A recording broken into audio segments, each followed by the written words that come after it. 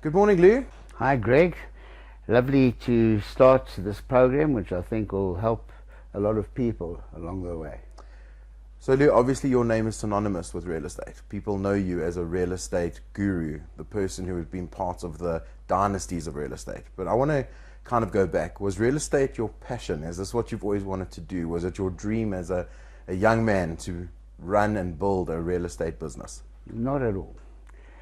As most people, some people know, others don't. My mother was Aida, so she started real estate in 1958 from a little flat in Hillbrow. And she had a Colin Dictor and her mother, who wasn't the brightest spark in the world, but that was how she started Aida Real Estate.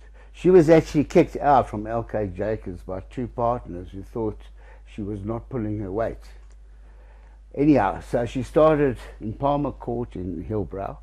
And so I was probably about 9 or 10 years old. So I heard real estate talk and speak my whole life.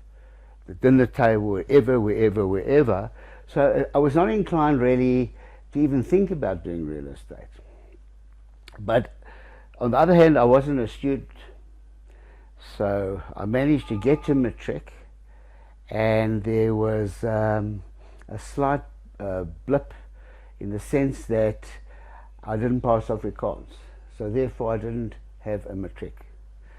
And then I went on a great adventure to Israel, because that's when the '67 war came up, and I went as a volunteer to Israel, and I ended up staying there for 2 years. I did kibbutz, I did army, I did the whole spiel. So quite an experience. Yeah, it was the best time of my life, to be honest. And when I came back to South Africa, I went to a party and I met Sandy. From the time she undid my shoelaces, almost immediately that I met her, I've been with her ever since, which is 54 years later. But the fact is that I didn't want to really do real estate. So what I did do, we got married. Before I got married at 26. I did a stint of real estate, and I was selling for my mother in Greenside and Emerentia. And in fact, Sandy was the first. She's been with me ever since. She was the first assistant. In those days, I called her a schlepper, but we had to tone it down a bit for it was a bad word. But basically, so there were 4 parts to real estate. I used to go for the mandate, and I used to close the deal.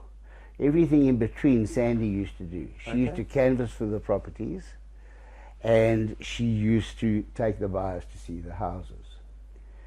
So we did that, and we were quite successful. We were very young. We must have been in our early 20s when we did that.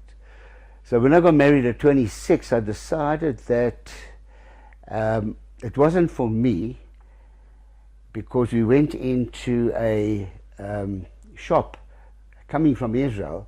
We went into Leachy's to buy a coffee table. And from that, my friend next to me, who was with us, said, well, why don't we buy the whole shop? I said, why not?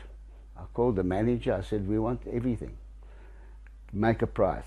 He made a price, 3,000 rand. I said, will you take a post-dated check? He said, who are you? I said, I'm Aida's son. He said, okay, I'll take a post-dated check. 3 weeks only. We brought the stuff back to my house in Houghton. I was staying with my mother, and we polished the brass. It was brassware and copperware until late. And then I said, okay, let's put it at Killarney Mall and see what happens. In those days, it wasn't so built up. There was a grassy verge, and we had these long incense burners as the centerpiece of our display.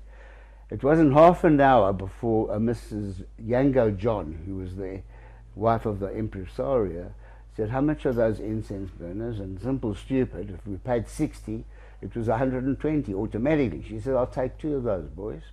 Long story short, we sold out within 3 weeks. I gave Brian Rizzo his 3,000 rand PD. Now we had 6,000 rand. You understand, in those days, the rand was very, very strong currency. We could get $5 to the rand in those days. Wow. So off we were to Tehran to go and buy more stuff. And we came back with 100 crates. And I spent that year moving from pavement to pavement. They'd never seen hawkers like this in their lives. Because the hawking standard was you got to move every 20 minutes. And there was one cop that was particularly nasty who wanted to chase us all over the place. Anyhow, I did it for a year and I loved it. It was freedom. I wore a robe, we played Arabic music, we did the full shtick, and we sold that. We sold out and I enjoyed it, but it came to an end.